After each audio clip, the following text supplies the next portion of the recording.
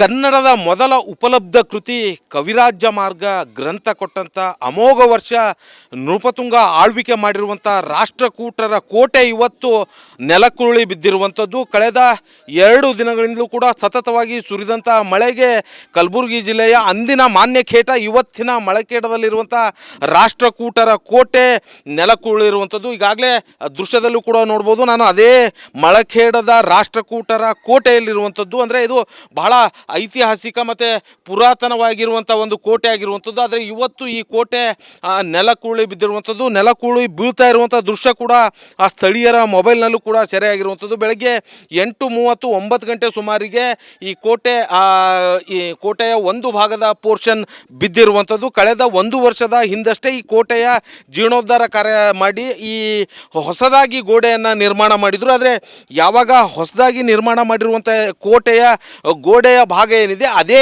ಗೋಡೆಯ ಭಾಗ ಬಿದ್ದಿರುವಂಥದ್ದು. ಇಲ್ಲಿ ಕಂಪ್ಯಾರಿಸನ್ ನಾನು ತೋರಿಸ್ತಾ ಹೋಗ್ತೀನಿ. ಅಂದರೆ ಹಿಂದೆ ಅಮೋಘ ವರ್ಷ ನೃಪತುಂಗನ ಆಳ್ವಿಕೆ ಸಂದರ್ಭದಲ್ಲಿ ಕಟ್ಟಿರುವಂಥ ಗೋಡೆ ಪಕ್ಕದಲ್ಲಿ ಇರುವಂಥದ್ದು ಅದು ಹಳೆಯ ಕೋಟೆ ಇರುವಂಥದ್ದು.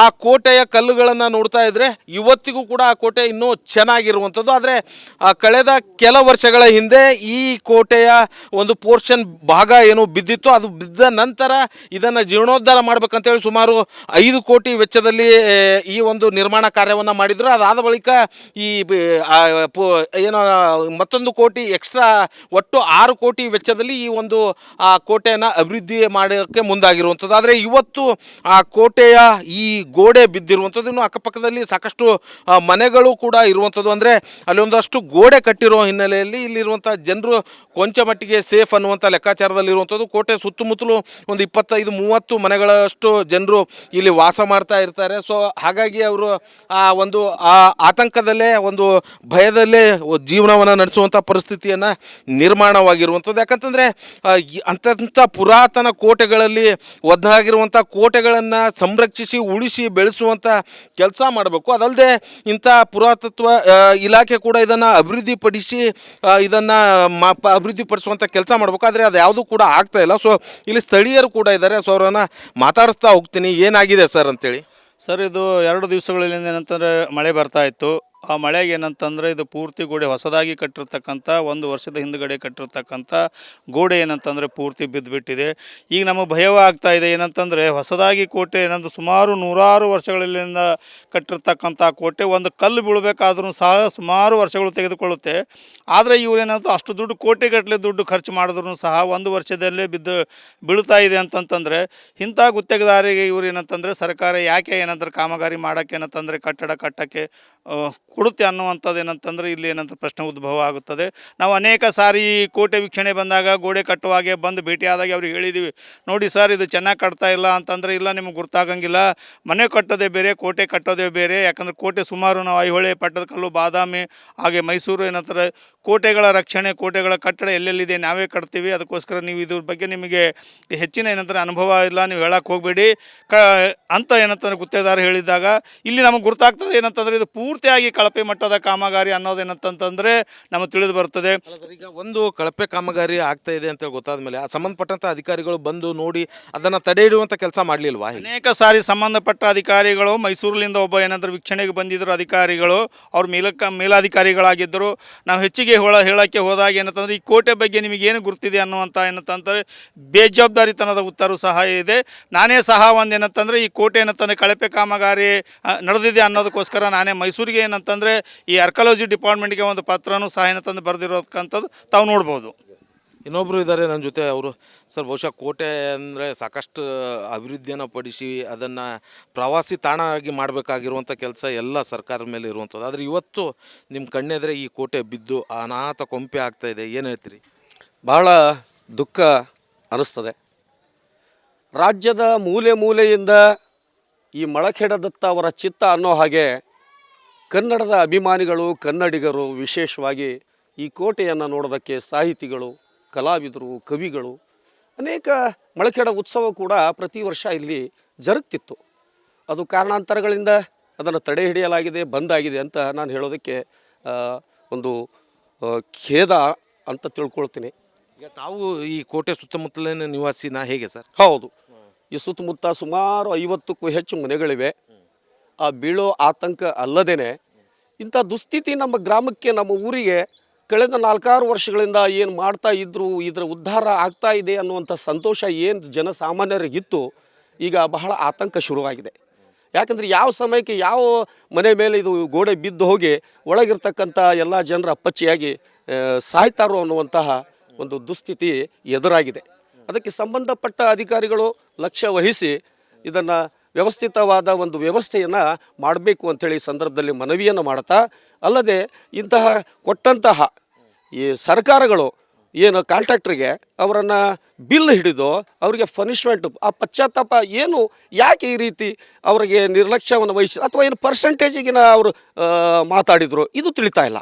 ಯಾಕೆಂದರೆ ಸರ್ಕಾರದ ಕೆಲಸ ಅಂದರೆ ಇವತ್ತು ದೇವರ ಕೆಲಸ ಅಂತ ಮಾಡಬೇಕು. ಅದು ನನ್ನ ಮನೆ ಕೆಲಸ, ನಾವು ಹೇಗೆ ನಮ್ಮ ಮನೆಯ ಶುಭ್ರವಾಗಿ ಇಟ್ಕೊಳ್ತೀವೋ ಹಾಗೇನೆ ನಾವು ಈ ಎಲ್ಲ ಕೆಲಸ ಕಾರ್ಯಗಳು ಸರ್ಕಾರಿ ಅಂದರೆ ಇದು ಸರ್ಕಾರದಲ್ಲ. ನಾವೆಲ್ಲ ಜನತೆ ಕಟ್ಟಿರ್ತಕ್ಕಂಥ ಅನೇಕ ಬಿಲ್ಗಳು, ಟ್ಯಾಕ್ಸ್ಗಳಿಂದ ಇವತ್ತು ಸರ್ಕಾರ ನಡೆಯೋದು, ಸರ್ಕಾರ ಬೇರೆ ಅಲ್ಲ. Thank you. ಇದು ಇಲ್ಲಿನ ಗ್ರಾಮಸ್ಥರು ಹೇಳ್ತಾ ಇರುವಂಥದ್ದು. ಒಟ್ಟಿನಲ್ಲಿ ಕಳಪೆ ಕಾಮಗಾರಿಯೇ ಈ ಒಂದು ಆ ಕೋಟೆಯ ಗೋಡೆ ಬೀಳೋದಕ್ಕೆ ಕಾರಣ ಅನ್ನುವಂಥ ಮಾತನ್ನು ಇಲ್ಲಿನ ಜನರು ಹೇಳ್ತಾ ಇರುವಂಥದ್ದು. ಈ ಭಾಗದಲ್ಲಿ ಈಗಾಗಲೇ ಅಧಿಕಾರಿಗಳು ಕೂಡ ಬಂದಿರುವಂಥದ್ದು, ವಿಸಿಟ್ ಮಾಡ್ತಾ ಇರುವಂಥದ್ದು. ಸೇಡಂನ ತಹಸೀಲ್ದಾರರು ಜೊತೆಗೆ ಪೊಲೀಸರು, ಇಒ ಅಧಿಕಾರಿಗಳು ಎಲ್ಲರೂ ಕೂಡ ಬಂದಿರುವಂಥದ್ದು. ಘಟನೆಗೆ ಸಂಬಂಧಪಟ್ಟಂತೆ ಸಂಪೂರ್ಣವಾಗಿ ಪರಿಶೀಲನೆಯನ್ನು ನಡೆಸಿ ಮಾಹಿತಿಯನ್ನು ಕಲೆ ಹಾಕೋದಕ್ಕೆ ಮುಂದಾಗಿರುವಂಥದ್ದು. ಬಹಳ ದುರಂತದ ವಿಚಾರ ಅಂತಂದರೆ ಅತ್ಯಂತ ಪುರಾತನ ಕೋಟೆ ಆಗಿರುವಂಥ ಏನು ಈ ರಾಷ್ಟ್ರಕೂಟರ ಕೋಟೆ, ಅದನ್ನು ಕಾಪಾಡಿಕೊಂಡು ಬೆಳೆಸ್ಕೊಂಡು ಅದನ್ನು ಪ್ರವಾಸಿ ತಾಣವಾಗಿ ಮಾಡುವಂಥ ಕೆಲಸ ಮಾಡಬೇಕಾಗಿರುವಂಥ ಕೆಲಸ ಸರ್ಕಾರದ ಮೇಲೆ ಮತ್ತು ಪುರಾತತ್ವ ಇಲಾಖೆಯ ಮೇಲೂ ಕೂಡ ಇರುವಂಥದ್ದು. ಆದರೆ ಅದ್ಯಾವುದೂ ಕೂಡ ಮಾಡ್ತಾ ಇಲ್ಲ. ಈಗ ಅಧಿಕಾರಿಗಳು ಕೂಡ ಬಂದು ಅದನ್ನು ಪರಿಶೀಲನೆಯನ್ನು ನಡೆಸೋದಕ್ಕೆ ಮುಂದಾಗಿರುವಂಥದ್ದು.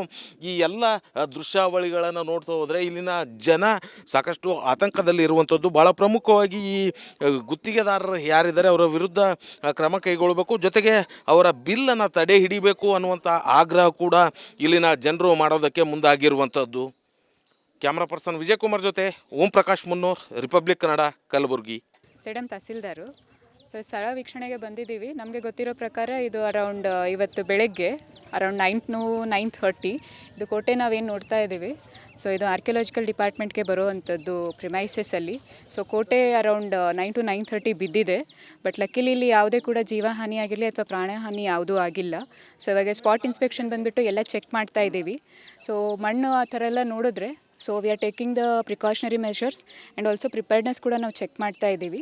ಸೊ ಯಾವುದೇ ರೀತಿ ಮುಂದೆ ಅಹಿತಕರ ಘಟನೆ ಆಗದೇ ಇರೋಂಗೆ, ಆಮೇಲೆ ಯಾವುದೇ ಮತ್ತು ಜೀವಹಾನಿ ಪ್ರಾಣಹಾನಿ ಆಗದೇ ಇರೋಂಗೆ ಸೊ ನಮ್ದು ಇವರು ಇದ್ದಾರೆ. ಸೊ ಅವ್ರ ಮುಖಾಂತರ ಇಲ್ಲಿ ಪಂಚಾಯಿತಿ ಲೆವೆಲಲ್ಲಿ ಸೊ ಎಲ್ಲೆಲ್ಲಿ ಡಂಗೂರ ಸಾರಿಸ್ಬಿಟ್ಟು ಜನರಿಗೆ ಒಂದು ಅವೇರ್ನೆಸ್ ಏನಿದೆ ಅದನ್ನು ಮೂಡಿಸ್ತೀವಿ.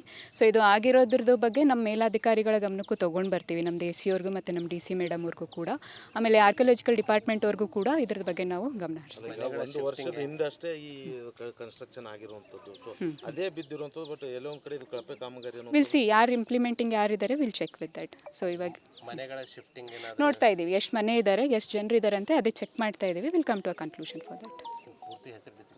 ಶ್ರೀಯಂಕಾ ಧನಶ್ರೀ, ತಹಸೀಲ್ದಾರ್ ಸೇಡಂ.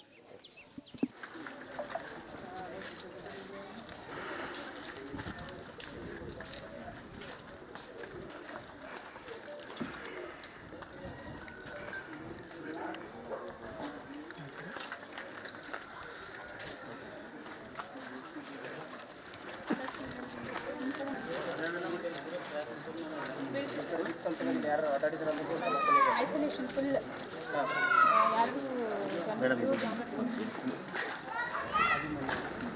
ಇಲ್ಲ ನೋಟಿಸ್ ಕೊಡ್ತಾರೆ ಅವರು. ನೋಟಿಸ್ ಕೊಡ್ತಾರೆ ಹೋಗಿ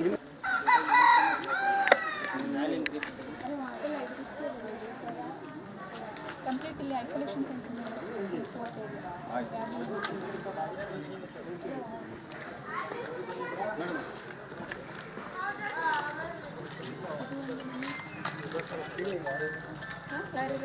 ಇಲ್ಲ ಚೆಕ್ ಮಾಡಿ ಒಂದ್ಸರಿ ಸರೌಂಡಿಂಗ್ ಇರೋ ಮನೆಗಳದೆಲ್ಲ ಒಂದು PO ಅವ್ರದ್ದು ಮತ್ತು ನಮ್ಮ ಕಡೆಯಿಂದ ಚೆಕ್ ಮಾಡಿಬಿಟ್ಟು. ಸಮುದಾಯ ಭವನ ಅಂತೂ ಇಲ್ಲೇ ಇದೆ, ಇಟ್ಸ್ ನಿಯರ್ ಬೈ. ಇಲ್ಲ ಅಂತಂತಂದ್ರೂ ಇನ್ನೂ 2 ಇದ್ದಾವೆ ಆ ಸೈಡ್. ಸೀಲ್ ಹಾಕ್ಸ್ಕೋ ಸಾಗರ ಒಂದು ರೌಂಡ್ ಸೀಲರ ಯಾವ್ದಾರು ಒಂದು ಸೀಲ್ ಹಾಕ್ಸ್ಕೋ. ಹಾಂ ಬರೀ ಅಷ್ಟು ಯಾರು ಬರ್ತಾರೆ ಅಂತ ಬೇಕಲ್ಲ, ಸೀಲ್ ಹಾಕ್ಸ್ಕೊ ಯಾವ್ದಾರು ಹಾಸ್ಪಿಟಲ್ ಸೀಲ್ ಹಾಕ್ಸ್ಕೊ. ಮೀಟಿಂಗ್ ಎಲ್ಲ ಆಯ್ತಪ್ಪ ಅಂತಂದ್ರೆ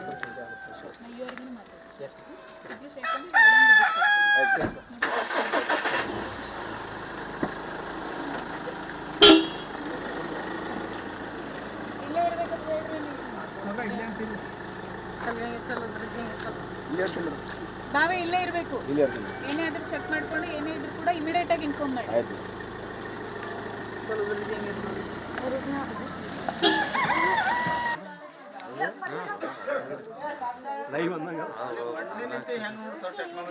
ಬರೀ ಮಣ್ಣಿ ಅದ ಮತ್ತೆ ಏನಿಲ್ಲ